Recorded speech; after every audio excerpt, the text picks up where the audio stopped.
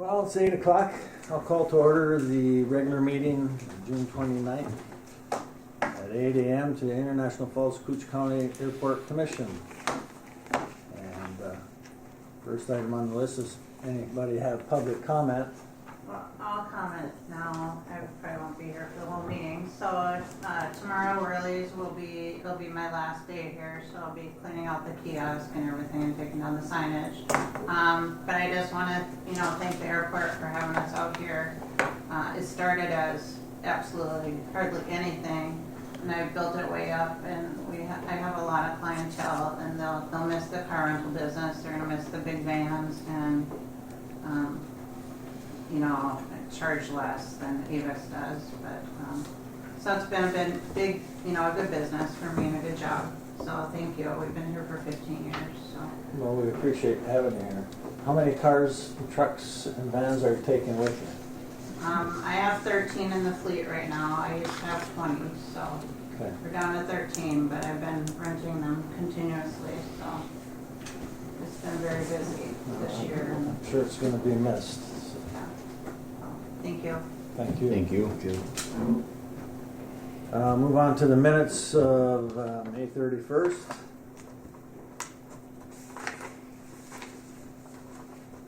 Move to approve the minutes. We have a motion. Is there a second? I'll second. Motion and second on the minutes. Any discussion? Hearing none, I'll call for the sign. All in favor? Aye. Opposed? Motion carried. Financial statements. You have those in front of you. See anything out of whack in it? Looks like Roach's Towing did a little bit. Getting rid of a few cars out of There might be more, yeah, I see there's or continue to do so. It looks good. I have a couple bills to add in there also.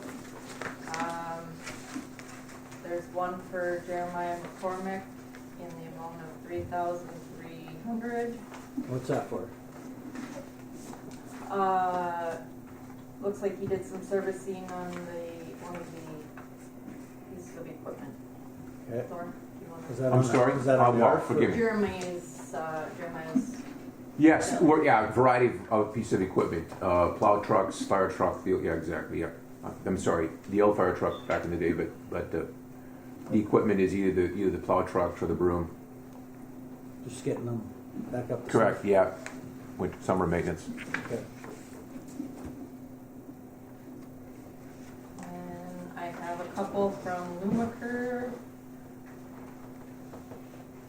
One is in the amount of $363.65, and the other is $363.61. And then the last addition is from MB Companies, and that is in the amount of $14,168.80. And what's that for? Wafers for the broom, the long way broom, wafers, yep. They're delayed that long, they get delayed. Okay. We have to have them in, ready to go by October, September, yeah, so Sure they wear out. they do.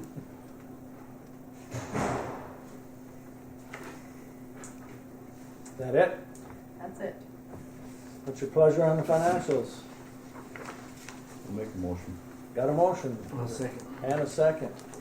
Any discussion? Is this going to include the capital layout projects too, like Wasabi? It'll improve. It'll, Yeah, for all doing of the it, parking lot. Yeah, all of it. Then. All Okay. of it. Yep. All right. Thank you. Good morning, this is Mike. Morning, Mike. Good morning. Sorry I couldn't get on the video. For some reason my computer doesn't like it. Thanks for letting us know you're there.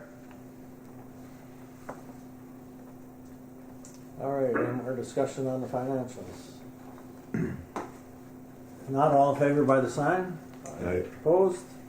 Financials are approved. Move on to engineers. May I? I talked with Kari yesterday about Mark Masters had a question for the group, and would it be possible to To put the hangar water line? Yes, next? please. Yes, Yeah, would we that can be do that. possible? Thank you. It's on the agenda, so we can move it down to that. Thank you, Brian. Guys, I'm one of the hangar owners on the north row of hangars. When I built here 3-4 years ago, I think there was just 3 of us in there. Now there's 6. So there's quite a lot of activity in there. I was wondering if we could pull water in there so we could gain access to water within our hangars, just for maintenance reasons, keeping the airplanes clean, keeping everything tidy. It would be a lot easier than running back and forth with the water tanks every month, etc. So I have expressed some interest. My neighbors have expressed some interest. So on your behalf, we would like to pull some water in there. I think there's water on the field. And The testing building would be the closest point. correct. So we would pull it from there behind the hangars on the hangar row back there. And if someone wanted access to water, they could get it in their hangars. So that's my request today. Okay. Yeah. If there's any additional monies to help with the project, that would be great. I know the hangar owners now would be willing to contribute money as well to get the water back in there. Sure. But that's my request today to the board. Okay. What's the rest of the board think? I mean, What's I that, think the it's something that road? should be explored, definitely. Yeah, I think, I yeah, I say think we we look gotta have for, engineers probably give us a cost estimate and go from there, Walt, you'd have to find out from the city,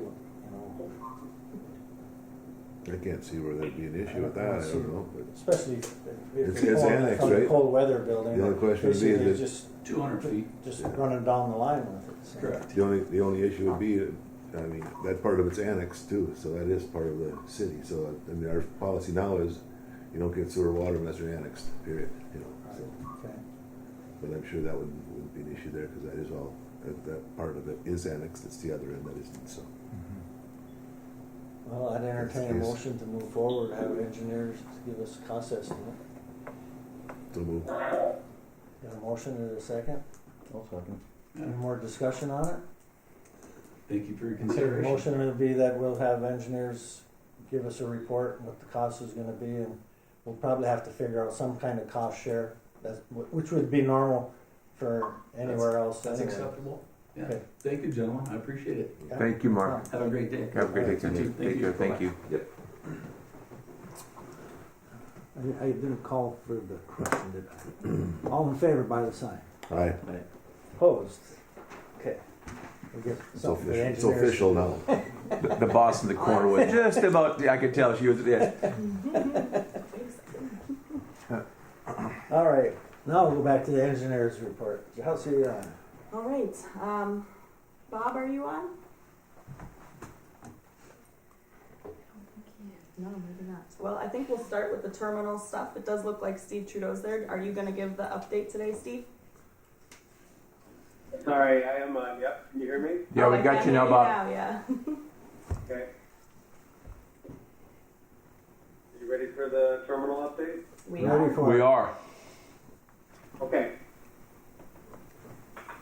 So, yeah, we wanted to bring the commission up to speed as where we are at the last, just to refresh everybody's memory, the last commission meeting. We were provided direction from the commission to remove the light monitors entirely.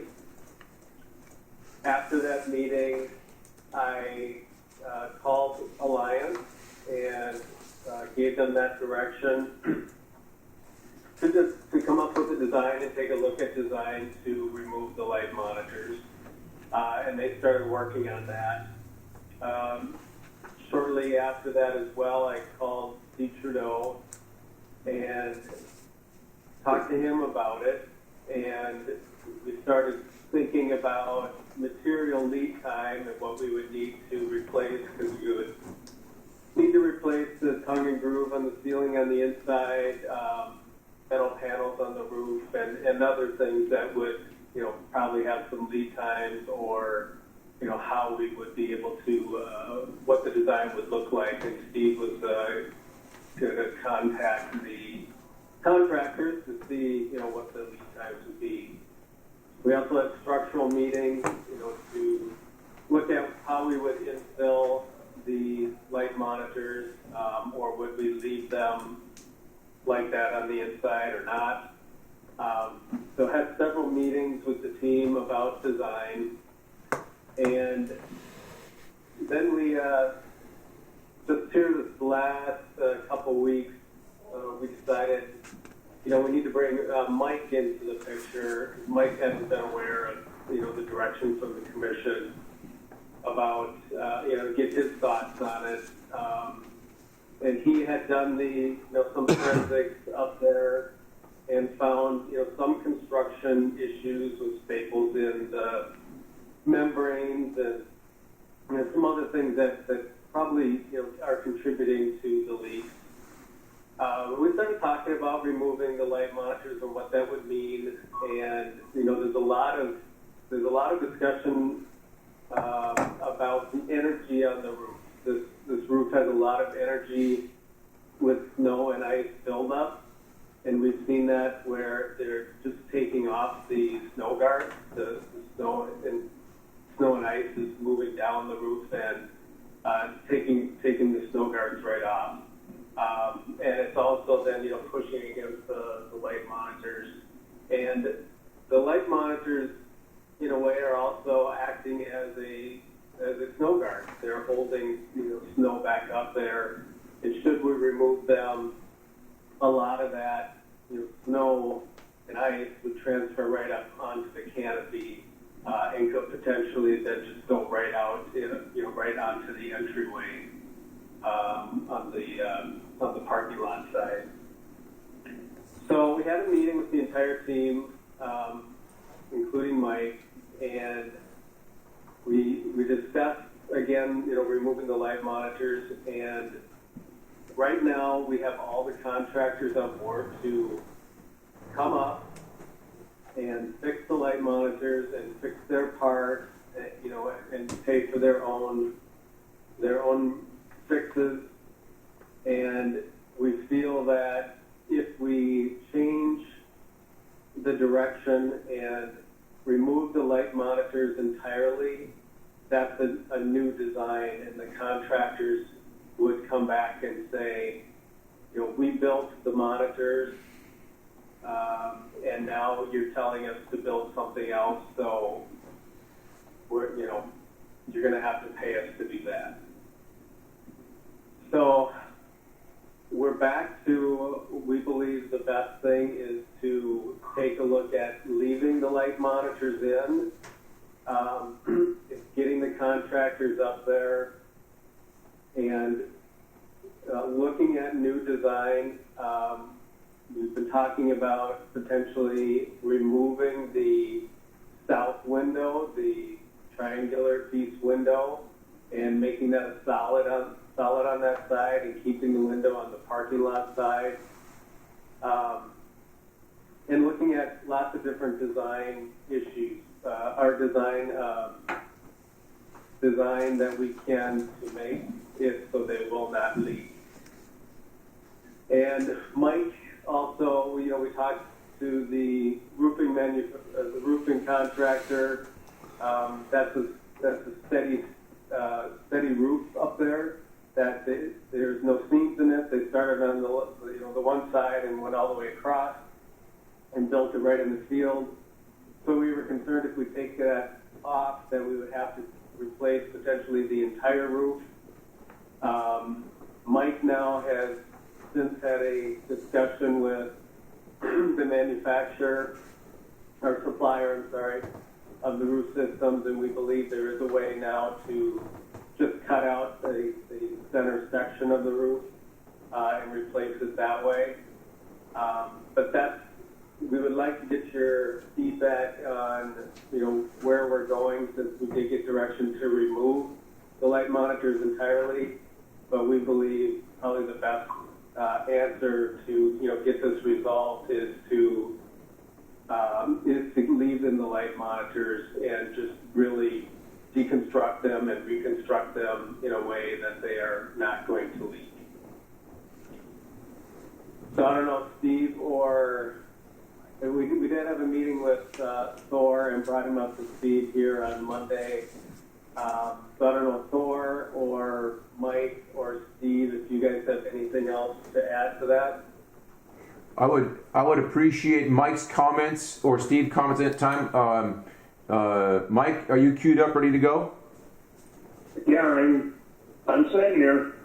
Let's hear what you have to say, Michael, please. Well, when you look at the big picture, and we do have to be a little bit practical here too, because the building's already built.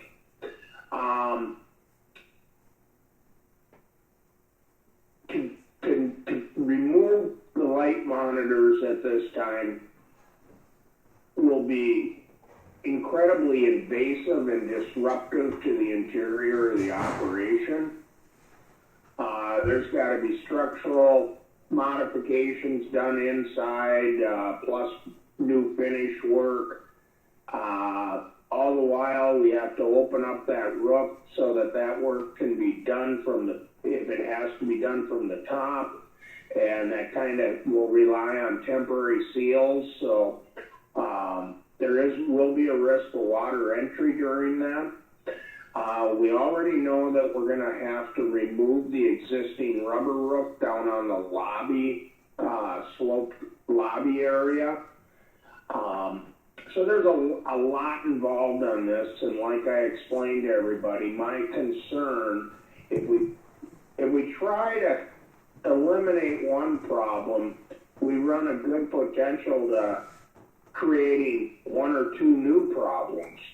And so I have great concern about, like you said, having snow and ice come down and literally use the lobby roof as a ski jump to push all that snow and ice right up and over into the front entry of the building. We're already seeing the heavy snow accumulation off to the sides that is building up 5 feet and has pulled some of the side wall panels off. So we have huge force coming down there, and I'm afraid that, we eliminate those monitors, we may be allowing a free flow of snow and ice directly down and off that lobby roof. So that was one concern. After talking to Firestone Building Products, who is the warranty holder for the roof systems on this project, and this was the first time they had heard about it,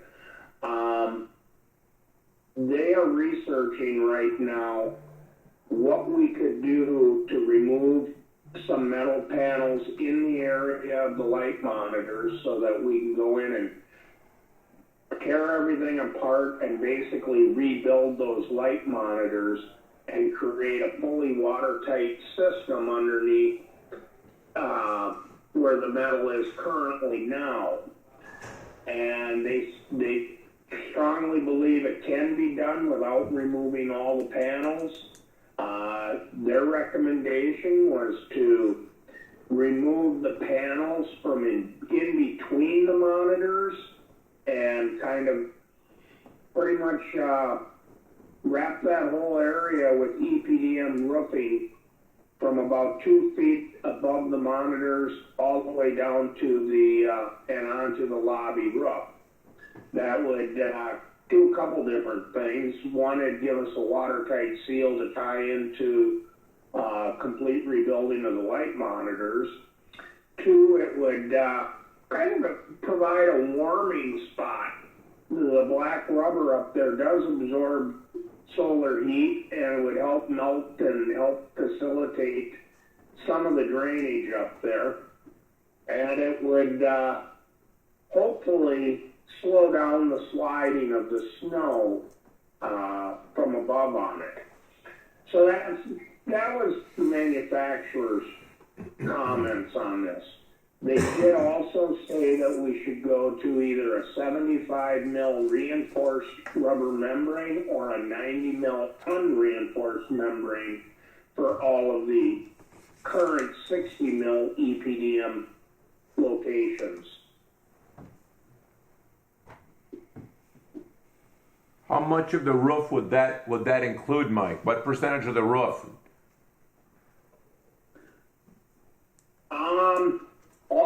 I'm gonna say all of the lobby roof, and then I would say 15 feet upslope from the lobby roof and the width of the lobby. going up and just kind of going up about a couple feet back on the sides, on the north and south sides of the light monitors, and going up above them about 2 feet, and then remove all the roof panels in between. That way we could tear off all the siding on the light monitors, remove the windows on the south sides, infill everything, and totally wrap everything with EPDM and or ice and water shield, or a combination of everything. And then that would be a continuous system in there, with no, basically from all the way above the light monitors all the way down, there would be no seams, pretty much.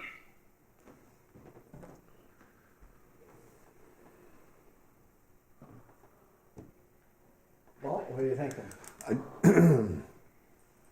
I don't have any problem going along with what your recommendations are, because you guys have looked at it at this point, and the only concern I have is I just want to get this done once. That's all. I mean, we just got to get this sealed and taken care of. And if this is what's going to do it, then I say we go ahead and do it then, and leave the monitors in then. But we thought it'd be easier probably without. But now you're saying it's better to do it with them in. I'm for leaving them in, but I just want it done. I want it not to leak anymore. This is getting old.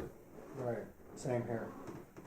But the way you explained it, I think Yeah. that should do it. Well, that's what they're saying. Let's let them do it. Let's go for it. Yeah. I agree. Yep. It sounds like they have a plan, and it makes sense. I'm not going to re-engineer the roof. Just go with it with warranty work on it and get it done. Let's go. Right. Kara? And there's no cost to the airport Yep. for any of that, correct? Yeah. Right. No cost, right, on what you're proposing?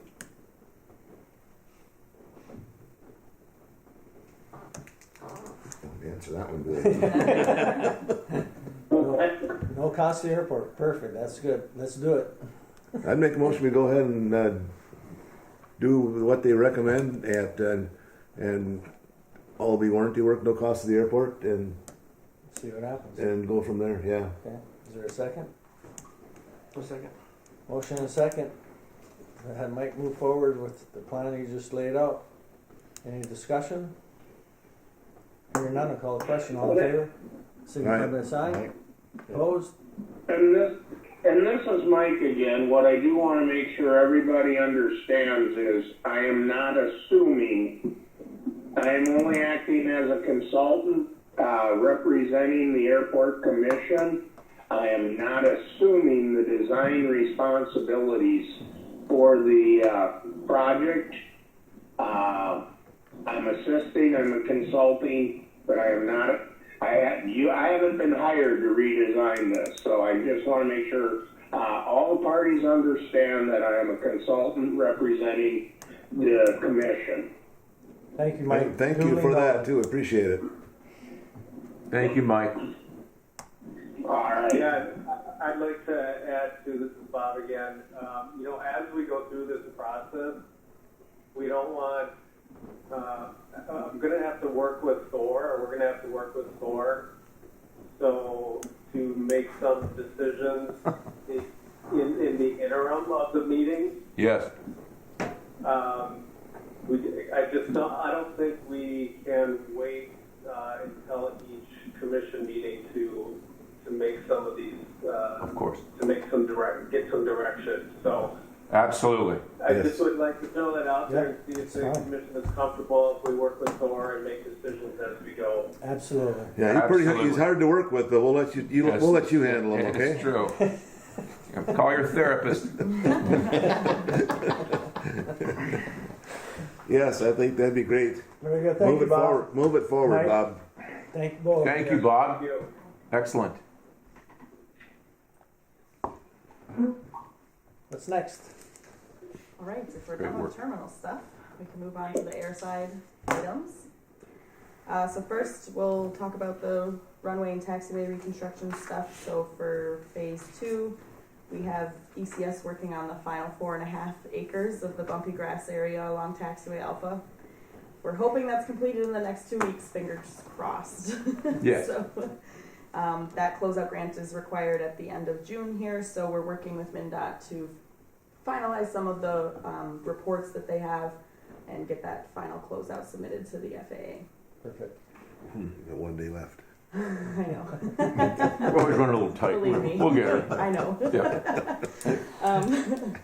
The phase 3, we are working with KGM on some final punch list items. There's some grass growth issues / more clover growing than grass erosion issues. So we're hoping to get that all wrapped up by the end of August, and then a final payment and closeout expected in September. So that's Perfect. kind of that schedule with them. I'm meeting with the team today to kind of evaluate what the next steps are for this grass areas that are not very good. So 422, we kind of went over all the bond stuff last time, how it got extended, and the language is now going to include runway 422 rehab. So we're working with MnDOT to develop a plan for that, for the rehabilitation of it, and working with I think MMB, which is the bonding company that kind of does that stuff. So we'll work with them to get everything scheduled, and the anticipated schedule would be probably bidding this fall with construction next spring. Perfect. Okay. Fuel farm relocation project. The pre-construction meeting is scheduled for July 12th at 1 p.m. in here. The hope is, we haven't gotten an official schedule from Minnesota Petroleum yet, but the hope is that they're going to start working on that project that week or the following week. So it'll be that second or third week of July or fourth week. So they have a substantial completion date of September 15th. So we're hoping Wow. they get started That's soon. quick. That's great. Excuse me, that doesn't include the removal of the old ones yet, though. No, Okay, No, no, that's another another one. Okay. Pandora's Yeah. box. Okay. I just. yeah, that's another project. Yeah, it's another. Yeah. I believe that one's on the CIP for next year.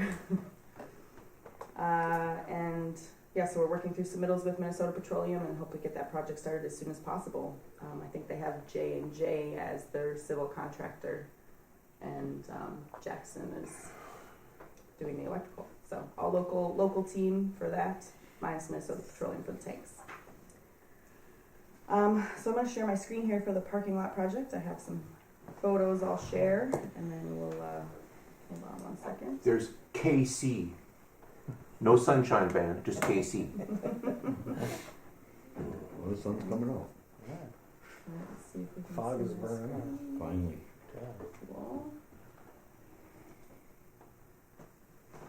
Okay, so here was the parking lot. It was a mill and overlay, so they milled 1.5 to 2 inches of the surface, and then they placed it all back, and they did it very efficiently, as everyone knows. They did it in like 3 days, I think, was with the pavement markings. So they milled, they tack coated, and then they put in the new pavement and the pavement markings. So I think it looks pretty good, and they did a good job. There's a couple grass items that we're working with them on, and then obviously that next phase is anticipated to happen end of August or early September. So It's very well done. yes. It Absolutely. was quite amazing. Oh, unbelievable. It was. And credit to Chelsea and her team, very much so. Yeah, they did a They great did a job. great job. And we did have the pay application for them for $142,592.10, which I believe you guys have already approved. Yeah. Right. That was it. So the pavement de-icing applicator, equipment tank and storage tank, we've completed all the contract documents for all of that. We're waiting for the FAA to approve our justification packet and really just give us the go-ahead on that with their grant money. So we'll hopefully get that soon here, and then we can get that ordered.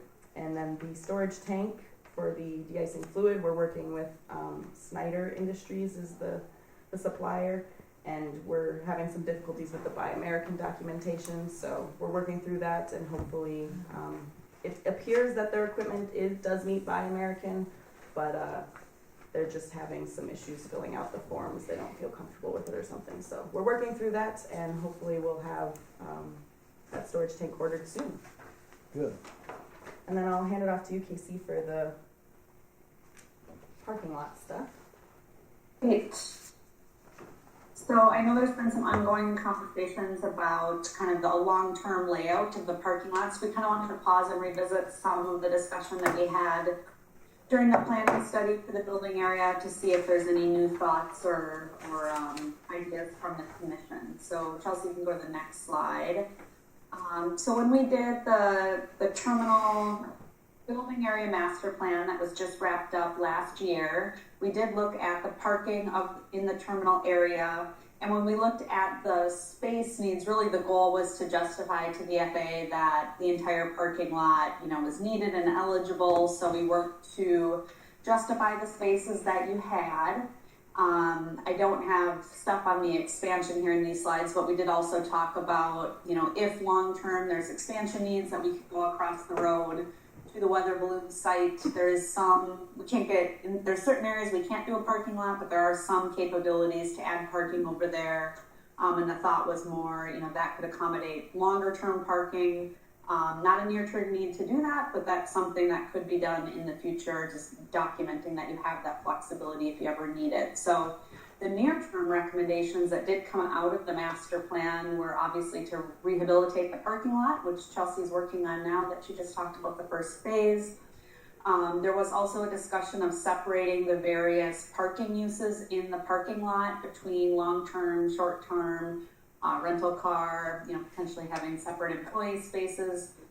And then talking about the addition, or just planning for long-term the addition of electric vehicle charging stations in the parking lot. So you can go to the next slide. This is just a summary of the various spaces. Really, this is kind of what we use to show the FAA as far as what spaces are needed and justifying the overall parking space in the parking lot. Really the goal of this was to work through some of the eligibility discussions with the FAA. The FAA will only pay for public parking spaces, so any areas that are used, or the quantity of parking spaces, whether they're marked or not, the quantity of spaces that are used by the car rental agencies or the FBO are not eligible for FAA funding. So in the project that Chelsea was just talking about, we do have some funding prorations due to kind of the FAA eligibility. So that was really the goal of what we were trying to do here, is document the various space uses to help identify kind of the funding rate for the project. Casey, may I interrupt for one moment, please? Yep. May I ask a question to the gentleman from Avis? With Whirly's now knowing how many vehicles will you have total Avis is planning on having here at this time? 40. 40. Yep. Okay. Thank you. I was just talking with the representative from Avis about looking at Avis about 40 total vehicles. Thank you. Okay. Sounds good. So we did identify several options that the commission discussed a little over a year ago. I think, I forget kind of when, exactly what month, but different options for designating different parking spaces in the parking lot. So I'll walk through kind of some of the alternatives that were considered. The car rental parking on all of these figures is shown in purple, and then long-term parking shown in green, and then short-term parking is shown in red, and then the blue is employee parking. So if you look at alternative A, you can see that the car rental in this option is one of the options that's further from the terminal. Oh, thanks, Chelsea. Yeah, it's just a little small. Yeah. It's further from the terminal. Long-term parking kind of in the middle there with green, and then the shorter-term parking kind of meant to be more of the meters and greeters, people picking people up, dropping people off, having the locations closer to the terminal, and then employee parking kind of split between in the area closer to Thor's and the entry on the Kita end of the building, and then down near baggage claim there in blue, more employee spaces. And then the next alternative, I think, is just slightly different as far as how the employee parking is now on this option all along the fence. So the employees walk is a little bit further from the terminal for those that are going to the terminal. but kind of maximizing the space near the terminal for long-term and short-term parking, and then the car rental locations in this option stay in the same location as the previous alternative. And the next alternative that we talked about, I think it's just a further variation of that. I can't see it. There you go.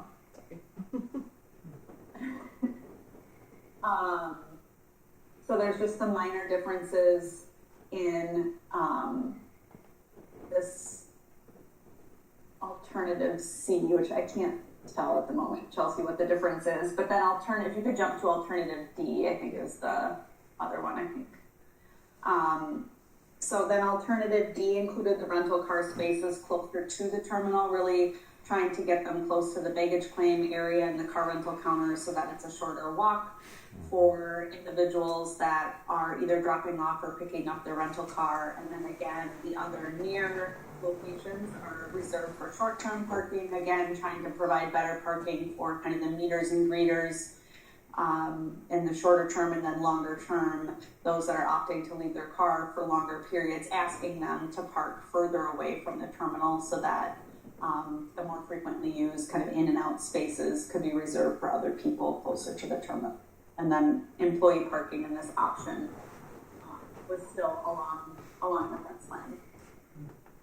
I believe the commission did decide and recommend for the alternatives that had, I think it was between alternative B and C, which both had the rental car parking further from the terminal, and then there was some kind of variations between the two that then led to this alternative E, which is what ultimately the commission did select at the time. Obviously the project, as far as the rehabilitation, is kind of halfway complete at this time, so we definitely have flexibility and can rethink the parking layout if you like.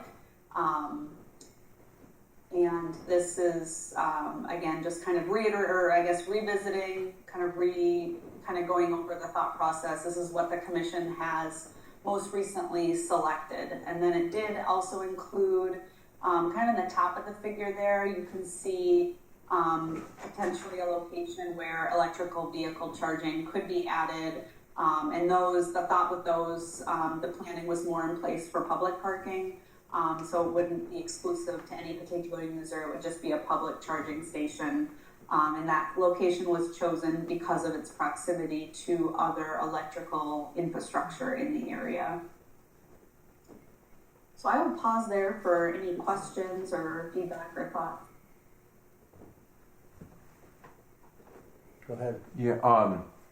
Looking at the alternatives and going back in that discussion, and Chelsea and I had a discussion yesterday about it, coordinating with the Avis folks. I know in the past that we looked at that putting the car rental agencies parking alternative E up in the northwest corner. I wonder if looking at alternative D, where we have the car rental vehicles closer to the baggage claim area, it'll be the most dynamic. Those vehicles move in and out at the greatest rate without question. The most amount of people are using vehicles, are in and out. I wonder if that's something to look at, entertain. I know other airports, the car rental agencies are close at the smaller airports. Just a thought. What's the group's thinking, Brian? What do you think? Well, my thought would be go to alternative C. Okay. Okay. Yep. The bottom blue area, Yes. Here. that's employee parking. Yep. We don't need that employee parking down there. At Okay. least for my group, Unified, we Yes. park out on the end of the building, and those 5 spots are all that we need. Yes. I would say that bottom blue should be rental car. Yes. This You know, one. give them those few spots for rental cars, so that they're Right there. Like this one? Okay. so that they're right next to the terminal. Yeah. Because on any given day, you 12 cars would probably be enough for you to have in that area. Yeah. And then you would just move from the top area as you need it daily, because I don't think in any particular given day that you do more than 12 cars, or at least at each flight, that you can't, use that area to move down to that, Yeah, correct. right? If you're gonna have 40 vehicles or whatever, the majority of them being on the top, and your daily needs, you'd have those, 12 spots that are in there, Chelsea? Is that what there is? Yeah, there's about 12 spots there, and that's kind of what you're using now. Yeah. I think that's a fair compromise. Well, and that would make it easier for Yeah. plowing too. In the wintertime, the cars will be back there, and then Right. for plowing. Yeah, Go ahead, I'm listening, yeah. but that would be my recommendation. Maybe a quick question if I could ask, with the spaces in alternative C that are the blue, Brian, that you're talking about, would that accommodate enough space for the cars that are being returned, for people going out on that flight, as well as cars that are kind of ready to be rented? That should be enough space for them to take care of it. Okay. What, realizing that we're halfway through the project and with still a lot of flexibility, how much let's go with this, how much hard line, double quotation marks, marking will we have in the parking lot? Like if we're going to, as a group, make decisions that, okay, are we talking literally metal signs? Are we talking paints on the ground? What do we, I'm just looking for that in case we're going to, massage this in the future and see how this works out. Right now, with kind of the free for all we have, it still works, right? We're still out there, right? We're still quote unquote getting along, Yeah. and we're not wasting spaces. You need to have signage. Okay, and then where do you, and then how much signage do you want? Where do you want that signage? Because my fear is that if we have, hard print sign, which is great, I just want to be sure that we don't then, when the parking lot gets full, which it does, that folks are looking for a place to park and they're afraid to go to a place that would not be an issue for us. All right. That's my concern. I have a question though. What kind of signs are you saying? Because like I had signs for my parking before, and then I put them up to the post because when there's snow, it's hard for snow removal to Correct. move the signs. So it was easier just to have them close to the light pole, but now they're gone, which is, I'm just asking what kind of signage are you gonna do? And then in this letter, there's a question about a car wash facility on the premises for Avis. So is there a plan for that on the parking lot? No. No. Go ahead, Kyra. Can the signage be similar to the handicap signs that are out there, that they extend out so they come off of Off the posts? Yeah, Or so off the they're light poles? not sitting in, the parking lot area, they come up and they're above, so people, Mhm. you can plainly see them. Mm-hmm. Is there, I don't know if there's a pole over here. And It can be. and to Like build one? good ideas, and to build on that is like when we're looking at quote unquote employee parking, and Brian has already alluded to that of my team, vast majority of my team's parking, all of my team is always parking on the ramp side, always. So my concern is I don't want the parking lot marked up with this giant employees it's parking only, etc., and folks coming in and afraid to use that space Right. for both your team and our I team. mean, it'd be easy to put signs up on the end of the building Sure, for unified parking. Right. There's 5 spots there. it's perfect, Basically, it's up. and no one goes Not in even there. really Right. part of the parking lot. Right, and the only people that go in there are your team. Right. And Right. those 5 spots are Already, are yeah. enough for us. Right. So, that's why I'm saying it's easy to give up that bottom 12 Mm-hmm. spots there. I think the only signage that would probably be needed is for the rental cars, so that we don't have the There you public go. parking in those There you go. spaces. Right. That would be There the you only go. thing I Right. would think. That, you know, employee parking, public parking, I don't think signage is needed. I agree. We all know where to park and Right. everything else, but, you know, people that are coming in, they may not know, and so then if they're parking in the rental Yep. car spaces, then that eliminates their spots too, so. Yeah, I I think think the that's a great biggest idea. signage problem would be right down at the bottom for those 12 spaces, Yep. is being able to sign that, Mm-hmm. so that's the rental cars There that you are go. actually moving in and out. The other area up Mhm. north there, not many people are gonna go up there to park anyway. And there's a lot less Or of, you know, walk. Right, exactly. It wouldn't have to be, I mean, like we got the handicap ones per stall. If we had just a sign on the end there that said Avis rental cars only and with an arrow all the way just in front of that one spot. Right, Mm-hmm. yeah. And signage forward where his long term will be in the northwest. Yeah, Yeah. I think Yeah, you Carlos could put one dead on. sign that points that way, and Right. each rental spot could, you know, they could stencil in there, rental car only, on each one of them stalls. Right. I mean, it's only 12, to me, that wouldn't be that much of a cost to stencil rental car only in those 12 spots. Like on the pavement. On the pavement. Yeah, we could easily do that with our project. Yeah. And wintertime would be a question. You have to have it, Right. make sure that you can get that little sign up on top with an arrow. I think 'cause Yeah. once they see a bunch of rental cars in there, they're going to say, "Oh, yeah, I guess the whole thing is for rentals." Right. You know, so Right, maybe they'll think that. We'll just call Ricky and tow him again. yeah, right. Anyway, You're, yeah, you're I always think gonna have the Oh, oddball that's gonna push the limit, you know. that no. works for you. Right. Yeah, that works. I mean, that's Okay, kind so of let's what go with they Eva. call Let's the go with pattern that. anyway right now is Right. rental cars. Yeah. I mean, Ava's Does that make cars sense? now. Let's go with that. Yeah. So this, I mean, the layout that you already chose then, and then just change this to have rental car spaces here. Yeah, Mhm. And then you want signs on either side of both of the rental car spots? Or I think no? I'd- Have to have it on one I side, think otherwise I'd you start got on this plowing. end. huh? Start with the Just one one. sign on this end with the arrow Yeah, right, Okay. down that way. right on. Otherwise we you got put- plowing at the end of the parking lot, you gotta worry about a sign. Okay, so you'd put a sign here, Yep. and then you'd put a sign here Yes, with the arrow. Is that what we're thinking? yep. And then do you also want markings on each parking spot? Or just these ones? Just those Bottom 12. Okay. Just those 12 down there, because that's the ones that are, that they need that space for Right. when the planes are coming in and out. I could just That's say where all the rental, activity is gonna be. rental on it or whatever. Yeah. Sound like a plan? That sounds good. Sounds like a good plan. All right, good.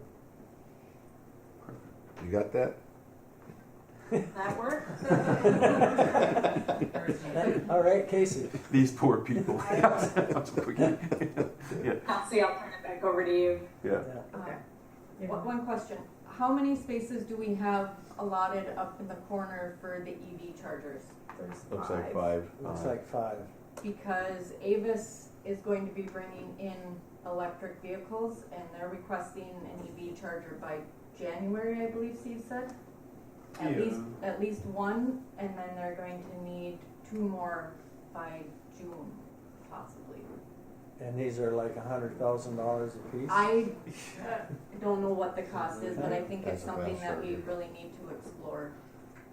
We gotta find out the cost of them, because it And- blew me and- away that somebody said it was $100,000 for. That's for a one fast charger. charger. That's for the Yeah. charging station? Yeah. Yeah. But there are, I believe, some grants and things that are out there that are, Well, we we'd be need able to start afford to exploring be that. able to Yeah. use. Because I agree, we need to start moving forward with it. I bought my own charging stations and they were about $3,600 a piece. One charging station will do 2 cars, but it takes 12-hour period to do it. Okay. So if the rental So cars this- are being parked over there to be charged, normally they're not going out right away again anyway. Yeah.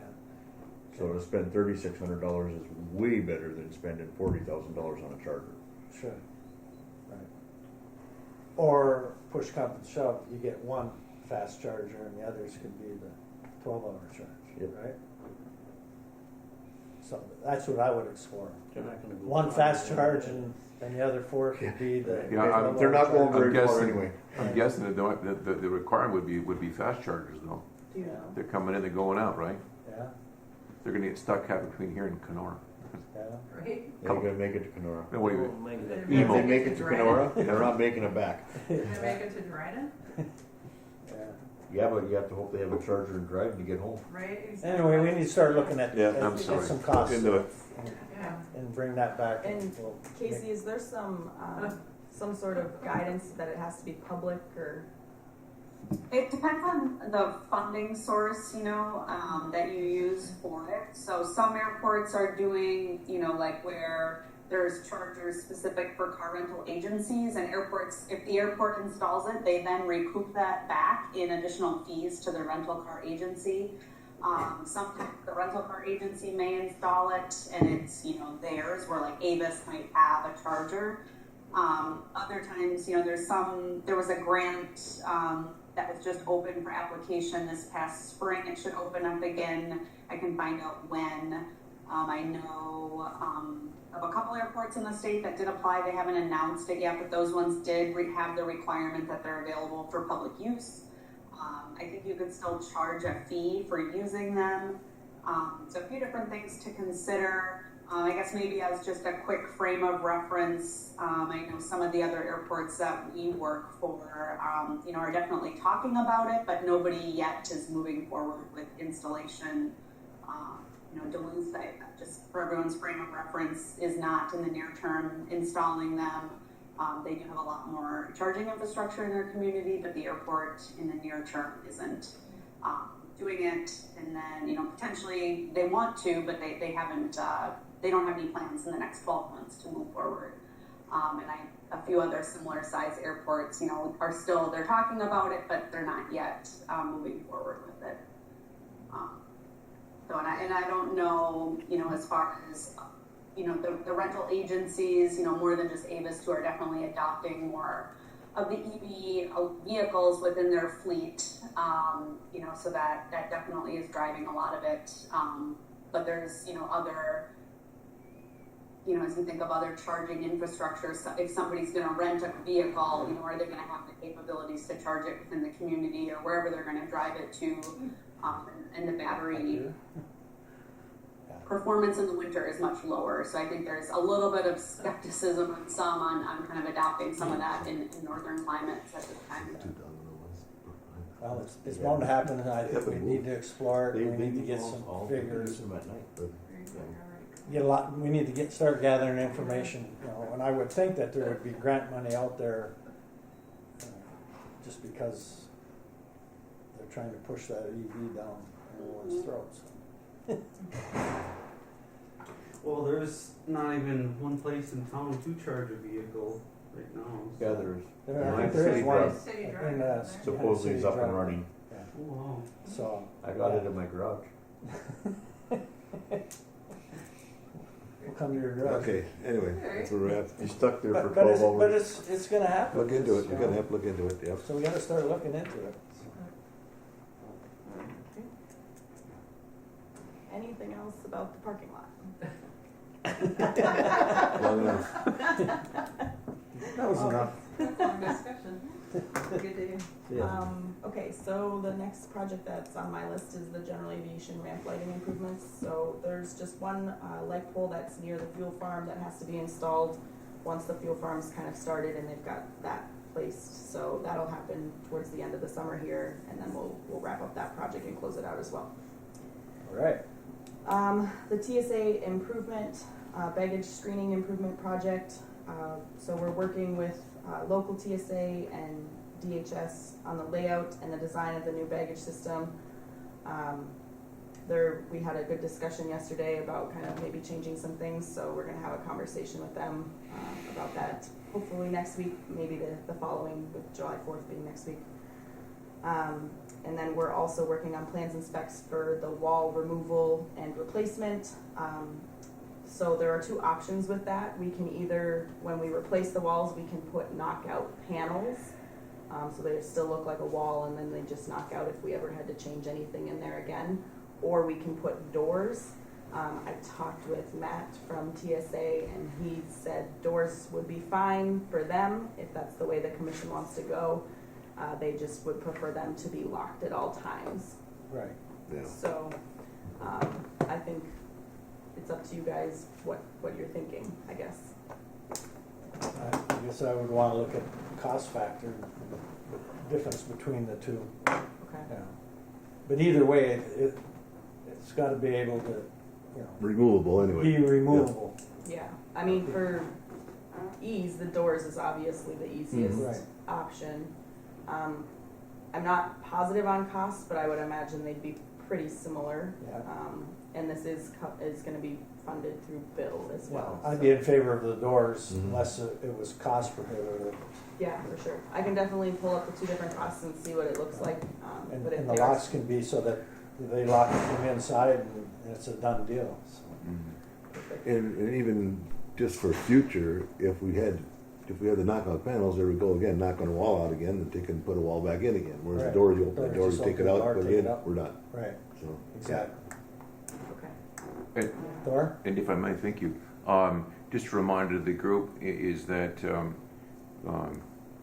when the building was designed and the architect knew the exact size, we gave him exactly the options. This is how big it's going to be. We were told at that time, well, this will fit. And so it just needs to be reminded to the group that's what we're dealing with in this design, that it's unfortunate that it isn't just the roof, it's many things. Yeah. And we were told, how dare we ask you? I'm done, thank you.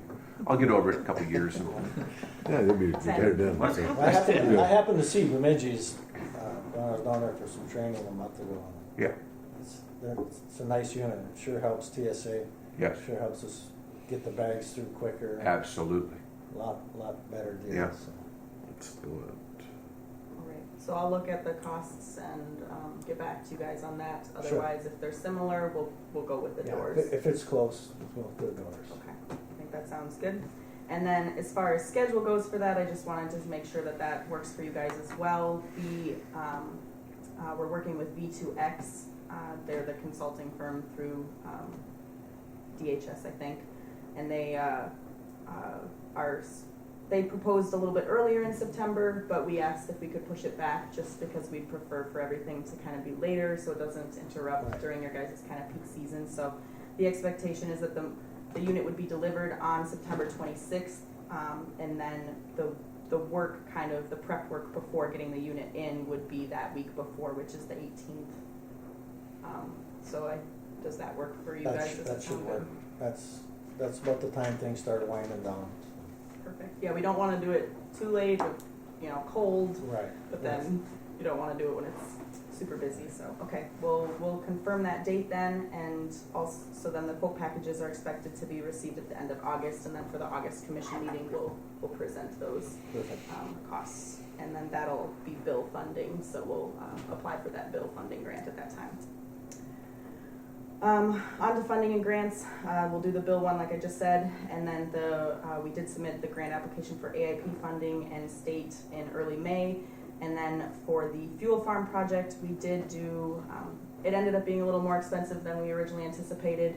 We did reduce a lane of the concrete, and surprisingly that reduced the project by $60,000. So we did that, and we're working with the contractor on that, and we'll figure that out in the apron project in the future. That's kind of on the CIP.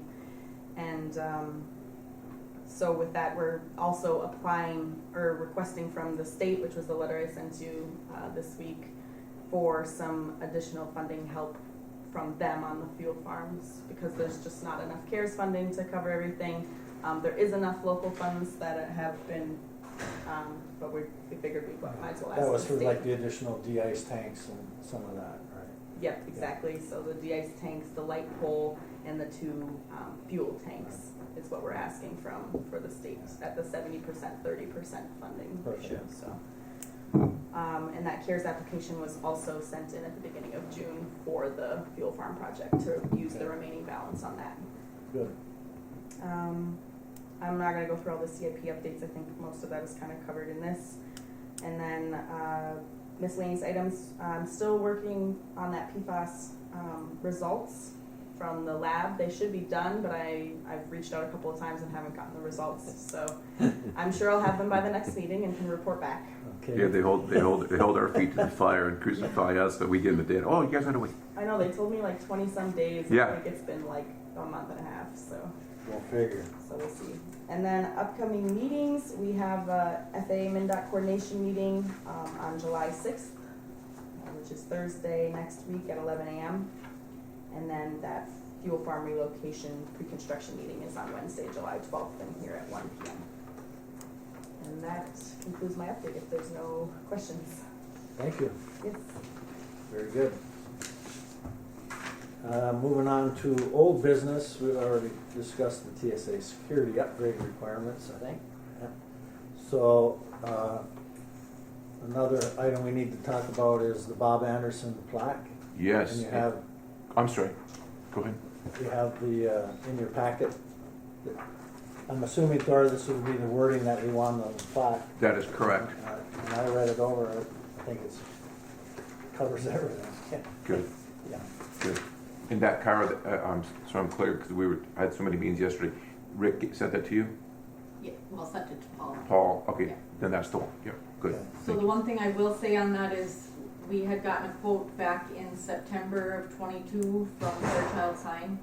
I reached out to them yesterday to verify those quote details because it has now changed hands. There's new ownership for Fairchild Sign, so that cost that was approved back in September, there may be a little change in that, but I'll bring that back to the next meeting just to let everyone know or send an email or however you want to work it, but just to let you know that amount may change in with cost increases and everything over the last year. But we have the wording now, and we'll Yes. move forward. What's the and lead time on see what that, it you comes know? in at. I do not know. With the new owners, I'm not sure on the lead time. So. I would rather see us just approve it through email just so we get it moved Right. and get something up yet this year. Yeah. Otherwise, if we have to order it, wait till next meeting and then order it, and then it takes. Right. That's So, Kyra will get the numbers and send out an email. We'll just vote email-wise. Is that okay? Yeah, let's move it forward. Okay. Because we've been Yeah. talking about it long enough, I think we Yeah. need to get it done. And then part of that discussion, if I may, yesterday with Rick, his son Rick, and Paul was in somewhere, and I don't know if Kara has the email chain and I do, about Mrs. Anderson's wishes about, we were discussing the name of the terminal, about Robert W. Bob, some right, or Robert Bob W. Yeah.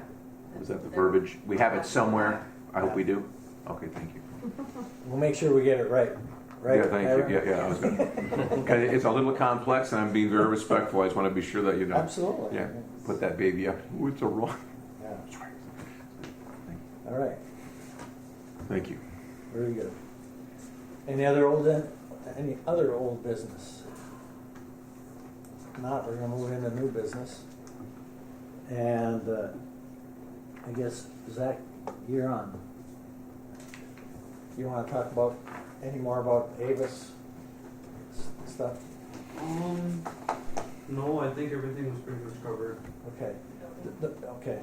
But the one thing that you guys are looking for is an inside car wash. I think we need to, Yeah, we need to discuss that a little bit. I don't know what our options are, Thor, if you thought about it at all, or? Yeah, for us in our operations for space and who would pay for it, utilities, etc., insurance, all those things. There's never been one here before. Okay, I know that Zach is literally a very hardworking gentleman. He is literally washing. He's vacuuming and washing the cars outside. And he's got to do it way down here. Right too. here on the curb, exactly. So it's I wonder if Zach is coming today with orders from the boss. I wonder if a discussion with the boss is that what does the boss want to do? I mean, what is he willing to put forward in monies and skin in the game to do this? All right. with space on the airport being at such a premium, and we're a tight footprint here, it's really tough. Right. Wetland issues, studies, MPC. I mean, I can't imagine what it would take. We know what it takes to do what we're doing. To put in really very required pieces of equipment. So. Yeah, well, we're talking water and sewer. Right. Yeah, that's going to be spendy, but if we're going to have to dig in from somewhere and then build a building, even a one stall building, you're probably looking $250,000-$300,000. Right. And with so much uncertainty ahead of us right now, which will come with my report, what's cool, program with the airline. Right. So that's a tough one. Right now, Zach, how are you washing the exterior of the cars at this point? We just drive down to one of the gas station manual car wash stalls and just wash it there. Yes, and where are you doing your detail work, your interior work, vacuuming, etc.? Right out here for the airport. Mm-hmm. Right here on the sidewalk. Right there at minus, and the reason why I'm asking the question, because he's literally out there minus 20 when he's going along. So yeah, it's I would think that maybe a discussion with your boss, Zach, to maybe he could provide you something close off the field that he can go to and prep inside the cars. Yeah. In fact, I think Ricky Roach would have a spot for him there to lease, wouldn't you, Rick? Yeah. To rent. Right. I mean, I thought about this till the second. Clean and vacuum. Yep. Inside. Don't have nothing. I have very few with water in them right now. Yeah. But I'm in the process of looking at building a car wash. Okay. Anyway, we need to keep it on the forefront. Well, I think probably the worst thing for you, it would be for me anyway, would be vacuuming outside in the wintertime. Yeah, the elements. Yeah, the element. Well, even summertime with rain and crap. Oh my if you had a spot like Ricky's based in close over here, if you had a spot that you could just wash drive in, vacuum it, detail it right there. Yeah, wash it up at the car wash, drive it back in there, detail rest of it, and bring it back. Right on. Something like that might work anyway. Yeah. I do have a spot for vacuums and stuff like that. That would be very handy for him. Maybe we should put Zach's boss in contact with You know the shops are out there? that something couldn't be worked out. Yep. And Avis is willing to pay, whatever it takes to have. I've worked with Avis many times towing their cars. There's a relationship there, I sense. Yeah. But I think that would be a good move. Right? Yeah, that way it'd get you out of the elements and be able to do it with in a warm garage. in a decent warm garage and not have to just So rush through it and get it over with. Pursue it with Rick here. Okay, that's good to know. See what we can do. Have anything else you want? No. Okay. Thank you, Zach. SkyWest Airlines service plan. Go ahead, Tony. Okay. Well, here we go. Many meetings, as you know, when I share as much information with your team, and quote unquote, there's a lot up in the air. So your team has received equipment to service aircraft at 76 seats. We're not getting a guarantee from SkyWest last Delta if those airplanes are going to be here. I mean, they're literally, balls are in the air. Changes every day. It literally changes every day. So having discussions with Delta / SkyWest. Some good news came out just a few days ago. I shared yesterday or day before. The day before, yeah. That the letter that was gelled by a group that we put together with SkyWest Airlines, our mayor Brian, all the other airports that are being affected, Hibbing, Brainerd, Bemidji, International Falls, Minneapolis Airport Commission. To his credit, Brian Ricks wrote a letter of support, which is amazing. Congressman Pete Stauber wrote a letter of support, and as did the two senators regarding the DOT going to a 30-seat approval of 135, which would really be great for all cities, but most importantly us, obviously. So that's out there. It seems to have a positive feel to it. I'm not holding my breath. In that same mix is a discussion going on, led by Congressman Stauber, working with the TSA to come up with where they came up with this magical 61 number of seats. It's fascinating. We still do not have an answer. It's Right. really, the bureaucracy in the TSA side is mind-boggling. And so we're working real diligently on that. Deep credit to Stauber's team. They have worked very, very hard on these issues. Definitely carrying the ball for us. And at the same time, in parallel, we are currently working with TSA leadership out of Minneapolis, who's in control of our facility, over the possibility of the 76 seats. They realize, and I share all the information I can with them all the time to let them know what's going on behind the scenes, because frankly, our representatives from the TSA are the last to know. And so just sharing with them, this is what's happening. We still don't know, what the situation is going to be. So literally, today coming up on July of 2023, frankly, ladies and gentlemen and team, come January, we are literally, I say this with cautious, we are still in, we don't know. Exactly. We absolutely don't know. I'm sorry to report that, but I also don't want to say, I don't want to promise something or be optimistic about something that I honest to God don't know what's going to happen. And we're not doing it. There's 30 other communities. Correct. 30 other airports that are in the same boat, so. Exactly. So that's where it's at. It's a slow moving. What's interesting too, and I forgot to print this up, and I should have brought this to the meeting. With these letters being sent to Pete Buttigieg, top of the transportation group, there's been a lot of pushback on all these changes we're asking for. But geez, miraculously, South Bend, Indiana, just got Delta service back into South Bend, Indiana. Now, who's from South Bend, Indiana? So anyway, it as always, it's all politics. As always, it's always a game. Oh, you can't. Well, you can if you want to, but yeah. So that's where it's at. Yeah. Well, people have to realize, because they've asked, well, who are you going to get to come in if they go out? There is nobody. There else. is no one. There's nobody else that could pick up 35 cities. There is no one. There is no one to pick it up.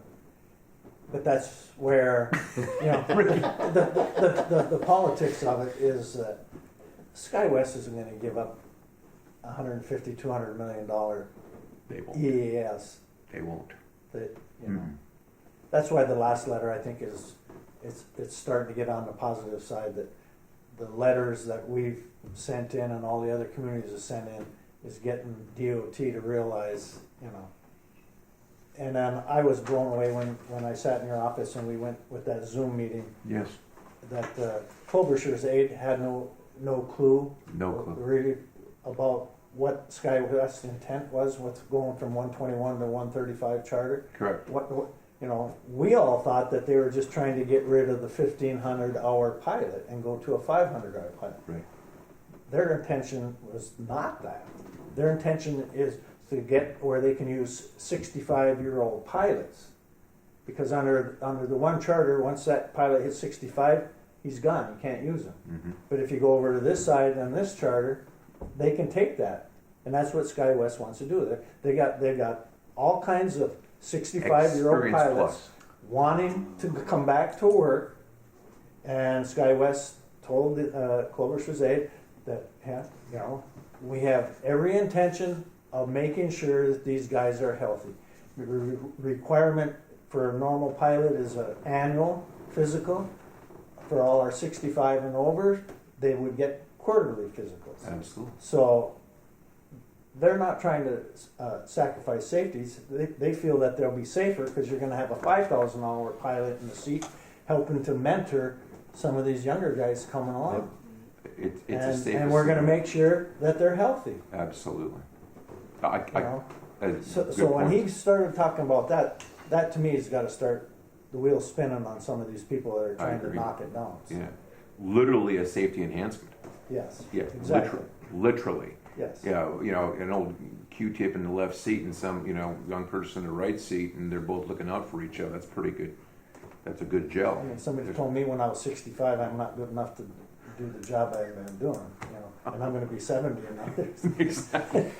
But the amount that young kid can learn from the old pilot absolutely. is And that's what he talked remarkable. about. It's the mentoring aspect of having a 10,000-hour pilot helping this guy. Yep.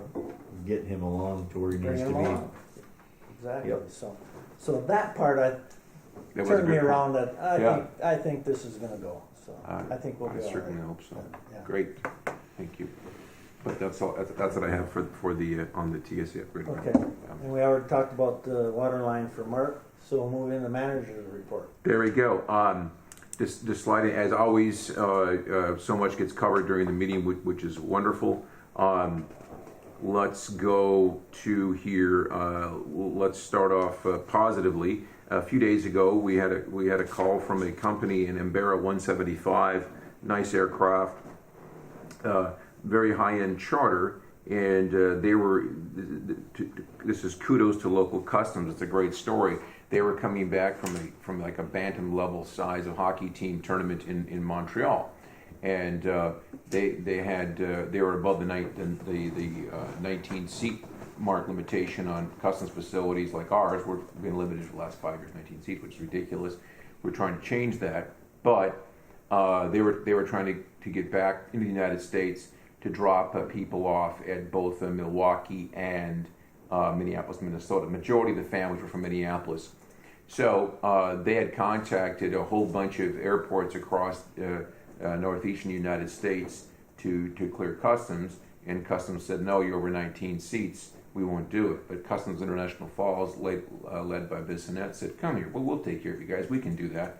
So they did. So it was wonderful. And so we're going to start working towards that, maybe get the hockey teams back, possibly. I'm not promising, but yeah. So I just kudos to local customs and leadership that did really good work there. It worked really well. Short period of time on the ground. The crew appreciated it. The families appreciated it, and they departed here, dropped off a large group of people in Minneapolis, and continued to Milwaukee. And but yeah, so that was very, very nice. Yeah, kudos should be given to customs Absolutely. people here, because that's why a lot of these people come through here, is because the way they get treated by these guys, and they're more helpful than hurtful. 100%. Yep. We're very, very fortunate. Brian's a good point. They're fantastic to work with. They understand reality. They understand truth, and it's great. And so wonderful, fantastic. I think we should send a letter of appreciation to them. I would agree. Yeah. Yep. You want to draft that up, Kyra, for us? Thank you, Kyra. Did you hear the ask? No, I didn't, Dad. I'm sit back here a little bit and say something flies across that table. You didn't get that look. I'll talk to you later about this, Dad. You got the look. Okay, thanks, yeah. I'm sorry. It was a look I've seen before. I know.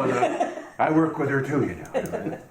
Okay, I'm sorry. I digress. Sorry, Kyra. Yeah, sorry, sorry Kyra. to say anything. I'm sorry. I am honestly. I'm trying to be a professional. It's impossible. Okay. Yes. So. Forget. I'm trying to stop. All right.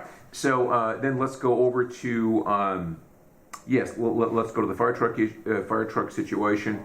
Ricky and his team are in possession of the fire truck. We're working together with Kyra, and we're coming up with the right. Thank you, Kyra. VIN numbers, insurance, etc., so we can get the paperwork drafted up. So Ricky and his rural fire. Thank you. Can use the truck, please?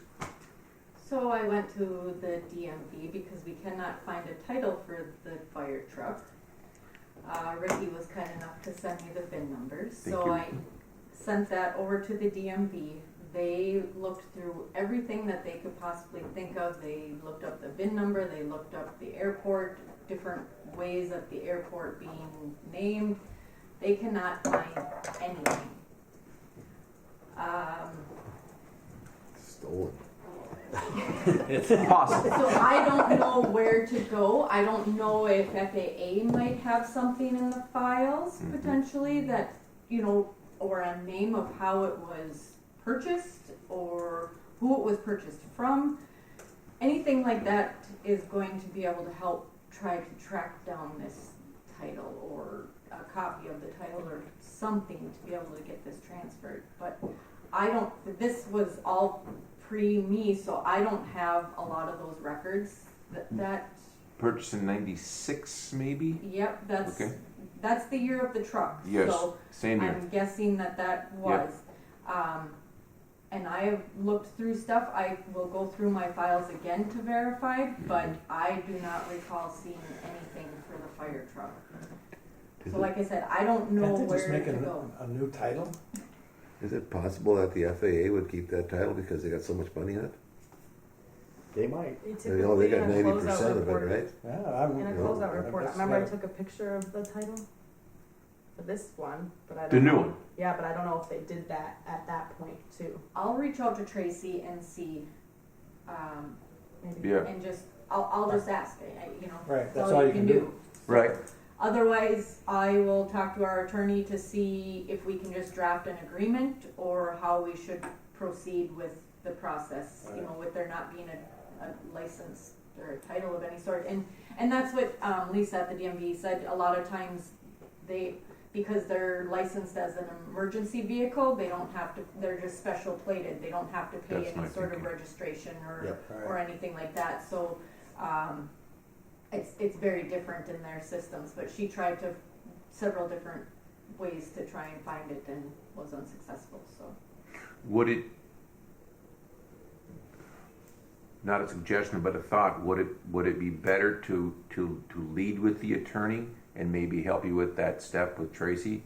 If we're gonna end up with we have to talk to the attorney anyway to drop the paperwork anyway, correct? Oh, yeah. Right? Because we don't really want to let the FAA know that that's what you're. Well, I'm not concerned, no, Oh, because It's not, there's not it's a transfer, it's not a transaction or sale. sale of any sort, so Right. there's no funding exchanged, so that shouldn't, It's just sitting Right. somewhere else and someone else is using it. Right, and it's an emergency vehicle, so I wonder if the attorney wouldn't And have then you come back an here, end they're game working it. Yeah. and just say, Exactly. So. right, well, this is what I would suggest you do, here's a documentation signed, I'm not telling you, but you can contact Tracy, I guess, Right. or both, whatever, sorry, I'm done talking, Yeah. Think. I'm thinking too much, yes. See what Chase has Do got. whichever way you Not wanna go. Have the lawyer just draft something up that Right, protects us all, that's all. I got a really That's the good main plan, thing right put there. Tracy on That's the the phone main with. thing. You'll have something, there's gotta be some laws or some type of, Well, there I has to don't be. think I've ever seen a fire truck with a license plate. Right, exactly. No, there's Yeah. gotta be All that comes up with something. is fire. There must be astronomical levels of exemption to this deal, right? Yeah. I mean, it's, Yeah. So I'm thinking that's gonna be an exempt thing anyways, there's gonna be no plates on it, just gotta have, coverage, insurance coverage on it. right. Right. But I'm thinking a letter drawn up would probably be, an agreement. yep, an agreement. Yeah. Yeah. Either way. And the lawyer should be able to figure that out. Required or not, we should do that. Yep. Right. I'll ask him first and then I'll go from there. Okay, Thanks. sounds good. Just put it on Walt's card.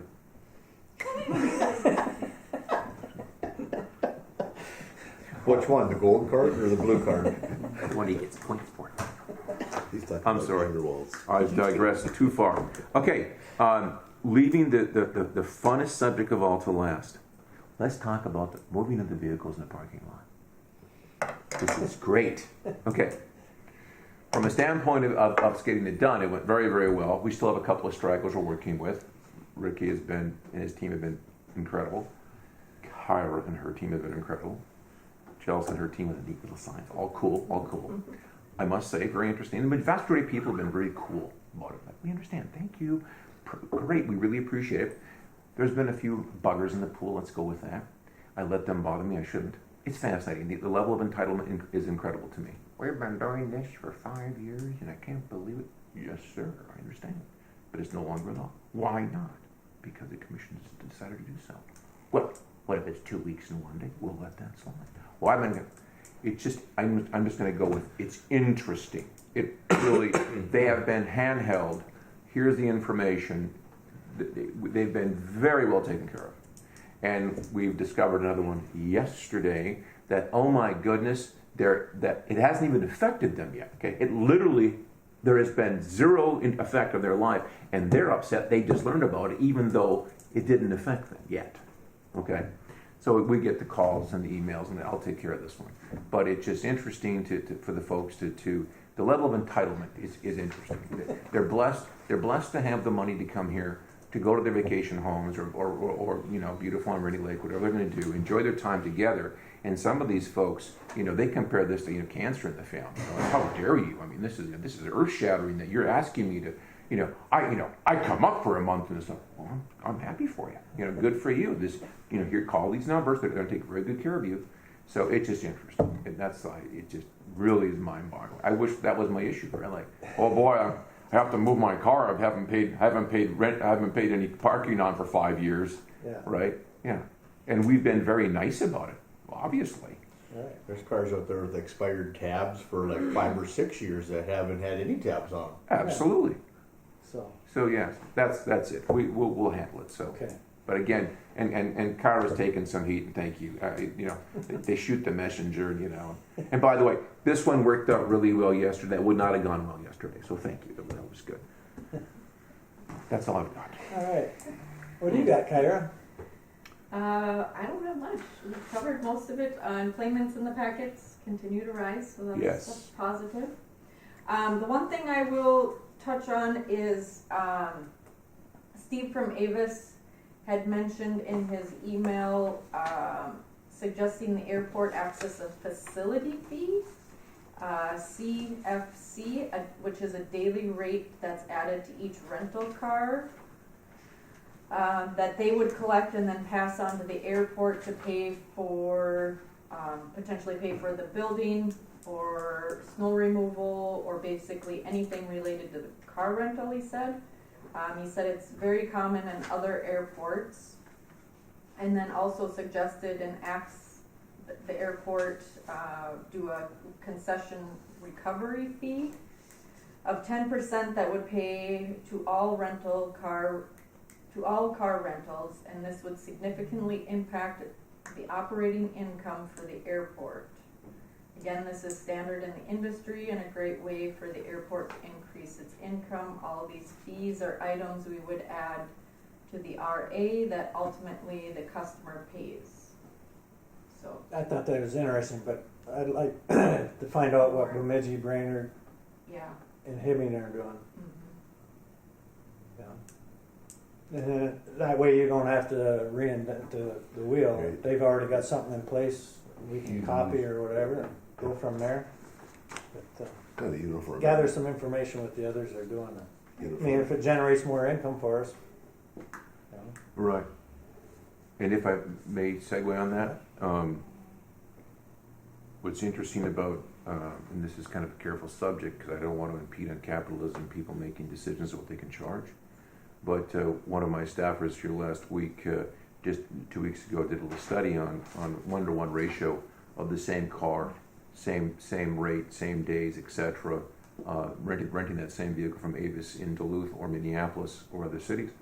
And overly simplified, a 5-day rental here, clarification, overly simplified, same 5-day rental in Duluth was like $385, $395, and here it was $1,300.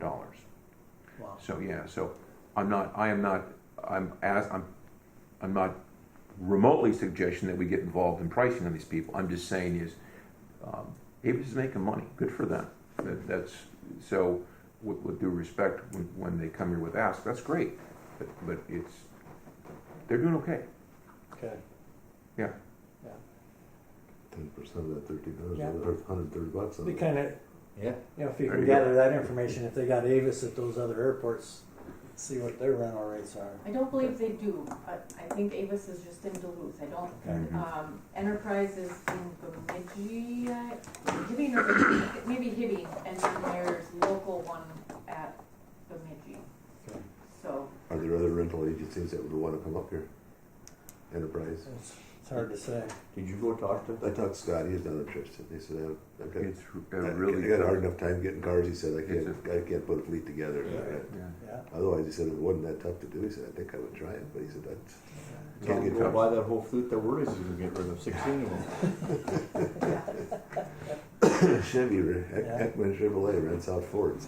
Yeah, but did you see most of their vans are Chevys? Oh, yeah. I Yeah. haven't seen them. I don't know. I pay attention to this. Anyway, anything else to come before the meeting? Set the new meeting. Huh? Set the next meeting. Next meeting? Set the next meeting, Kyra. July the 26th.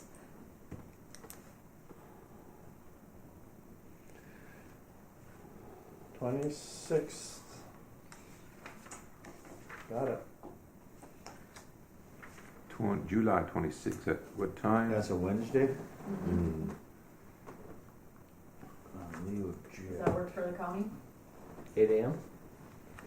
Wednesday, 26th, 8 o'clock.